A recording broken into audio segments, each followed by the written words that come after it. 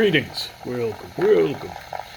So in the last video that I published, I guess some time ago now, we did some battery charging, and we noticed that while you would start off with, say, one battery at 9.44 volts and end up with three batteries at 9.45 volts, when you actually put those three batteries on a load that were at 9.45, you didn't get back 30%, 35, I think it was around 35.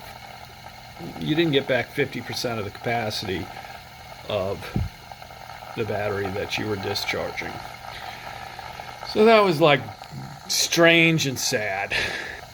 So what I've done now is try to set up a methodology where I can at least evaluate whether things are getting better or worse. So what we do is we have a pickup coil here that's going out to a cap here, and if I connect this green line, well, it's connected. This is connected across a 1K ohm resistor, and so then you measure the voltage that you're getting out here from what you're getting from the pickup coil. Now, since you know the resistance and you know the voltage per Ohm's law, V equals IR, I equals V divided by R, then you can figure out the milliamps. Now, once you've figured out the milliamps and you know the voltage, you can figure out the milliwatts. So you know the milliwatts that you're getting out. Likewise, off of the drive coil, that's going out through a bridge rectifier to that cap, and I have a 10K ohm resistor on there, but it's the same idea, that you know the resistance, you know the voltage, so you know the amperage, and so you know the milliwatts out. You can figure out the milliwatts out there, and of course you know the milliwatts in because you're measuring the milliwatts through this, and you know the voltage through that. So in other words, you have milliwatts in, milliwatts out, milliwatts out. And it doesn't look great, but it actually looks a bit similar to what I was seeing when I actually tested the capacity of the batteries. So in other words, we're running at 12 volts right now. This is this iteration right here. Yeah, and so there's your voltage in, your milliwatts in, here's your spike out, and since you know the spike voltage, you can calculate the milliwatts out, and we know that we're getting 37.2% back. So not great, but you know, it's something. And then when we load it, we have this, and we're getting 37.35% back, and we're getting 5.331 off of the pickup coil for another 8% there, for a total of 45% efficiency. Now there's a few things that are, well, let me just back up. I'm flying blind on this. I have no idea why any of these things are happening. It's not something that makes sense. It's all empirical.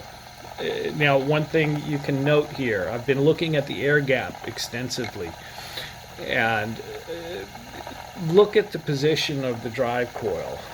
That's like nearly a 45-degree angle. And it's not like, if I made the air core bigger and put the thing right under, it wouldn't do as well. I'm flying blind on it, but I'm just going for what improves things and what doesn't improve things per this set of measurements. So, all right, we're up to 45% efficiency. That compares with where I was before. I was at 42%. The most interesting thing on this particular setup is, before I had it set up where we were getting 39% back from the spike when it wasn't loaded across the pickup coil, and then once it was loaded across the pickup coil, it slowed down, and we got less there, but we got a bit from there, and so it did better. Here it's set up in such a way that the RPMs go down. Oh, I haven't measured that yet. But the percent you're getting back, let's measure that real quick. So we're spinning at 774. So we slowed down from 963 to 774 when we loaded it.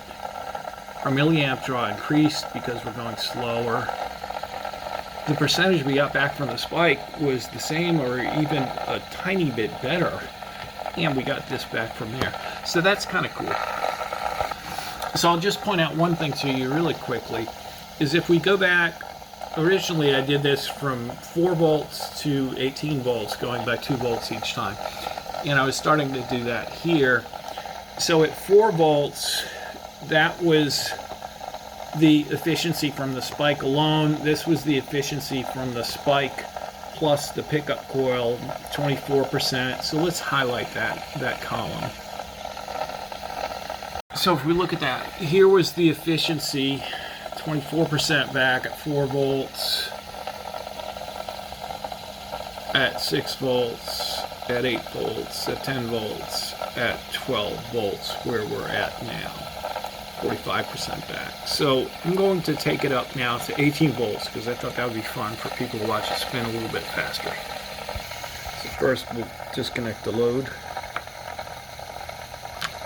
It's starting to pick up. And I don't want to wait forever, so we'll just crank her up.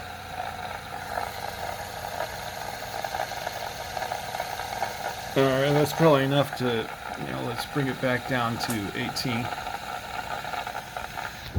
Right, so we've spun it up here at 18 volts, and we are doing, let's call it 1172. So we're doing 1172 RPMs. Back there we were doing 1094 with the air gap different. I'm going to put in the rest of these for the unloaded condition, the milliamps and the spike, and get back to you. Okay, so we got the milliamps in, and we got the spike, which is 50.5. So we're getting 45.5% of our energy back from the spike. That compares to 45.9, so a little bit worse. But previously, here when it was loaded, it would go down, and with this particular setup, when it's loaded, it doesn't seem to go down, and you get the pickup coil. So let's do that now. So we connect this across the 1K ohm resistor. Give me a second. And it'll take a while to slow down, so I'm going to do that. And get back to you. Okay, so we got it loaded now, and we're spinning at 964. Now I'll put the rest in. So when we put the rest in, there's the RPMs, there's the milliamp draw went up, the spike went up, the percent back from the spike is unchanged, and we got only 7% back from the pickup coil for a total efficiency of 52%, which compares with the 48% before. So that's nice. Let me shut this down so I can talk at you a little bit more with it quieter. So the most dramatic finding in all this is the change in efficiency with voltage. And I was prepared to say from like 2 to 4 volts. Well, maybe that's the 0.6 and it's actually a 1.2 volt because you got 2 of them across the bridge diode.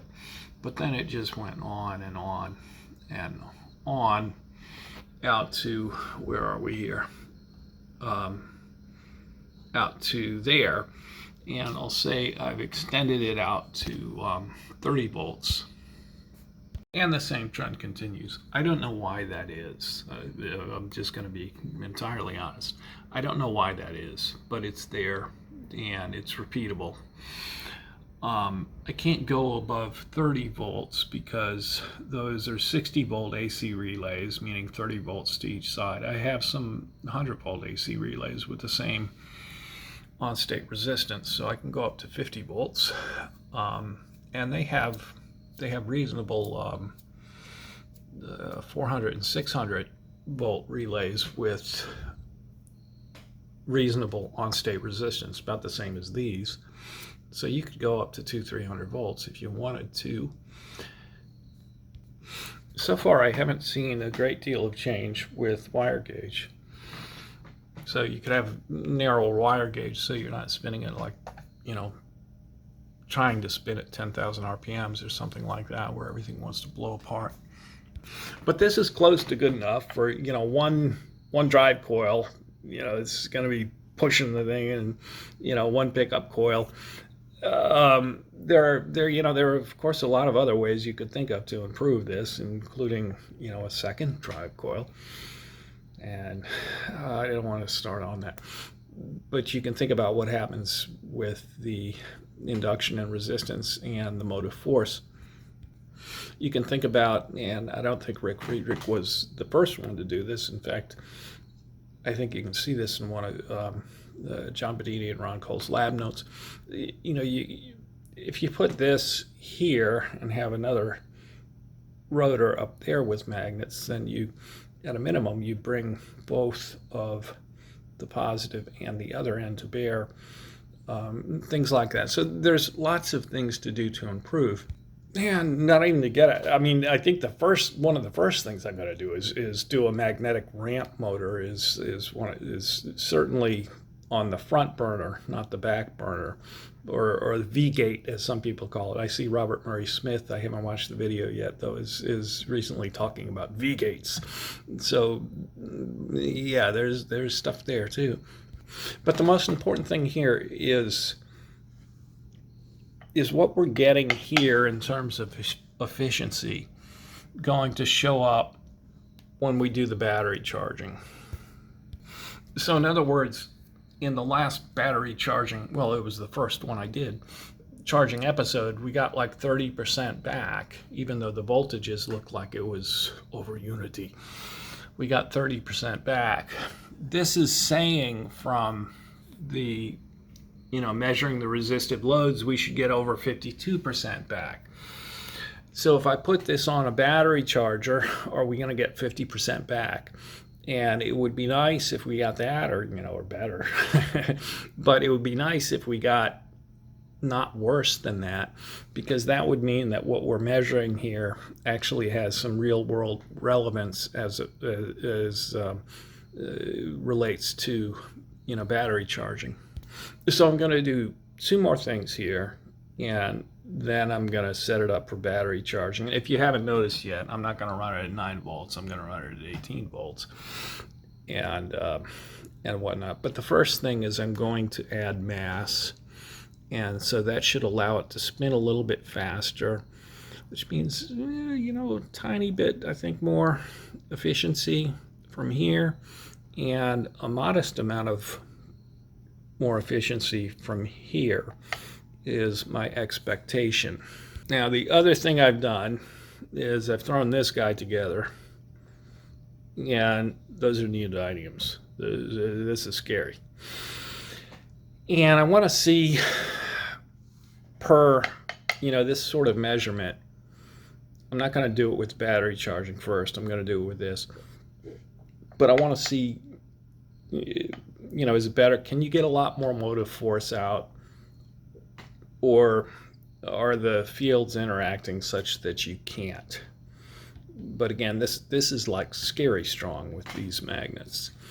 And so I'm gonna put pennies in here, spin it again, and I'm gonna spin this guy.